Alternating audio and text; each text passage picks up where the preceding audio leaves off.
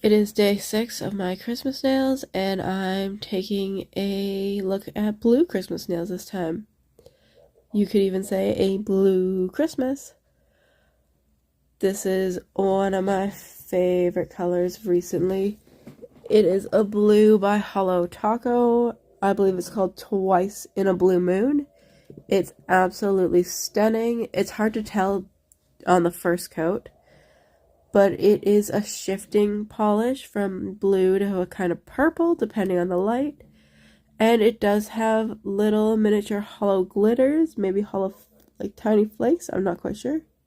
Glitters, I think. It's hard to tell when you're looking at it here, but it does have some hollow in it. It is quite beautiful. It kind of reminds me of a galaxy, which I guess is a bit interesting for holiday nails. But I thought this was a nice kind of twist. It's not exactly Christmassy. It could be for different kinds of holidays, or if you just like blue glitter.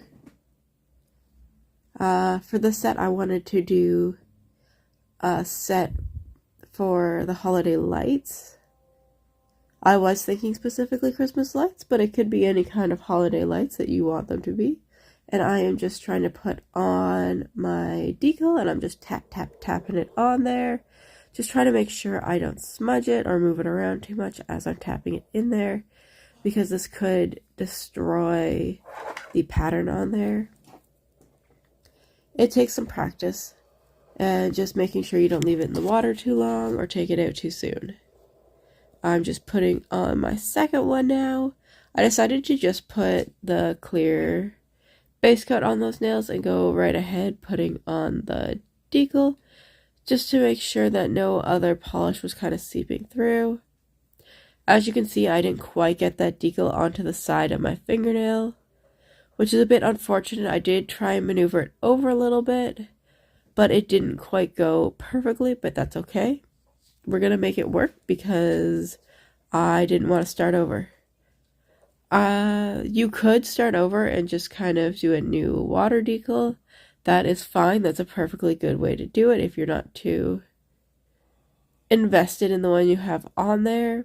For these ones, they were all the decals were kind of scattered lights, so it wouldn't have made that much of a difference. But I have a hard time putting them on there straight anyway, so I figured it's probably going to look the same the second time I put it on, so why not keep it as is and see what we can do with it. Just finishing my second coat of that blue polish, and it's really looking quite beautiful on there. For a second there, I was worried as I was putting it on there. I thought maybe it was shriveling, but I just put too much in one spot, and I was able to thin it out. I'm now going in with my top coat, making sure I cover the whole nail with the top coat, which means the bottom, the top, and each side to side.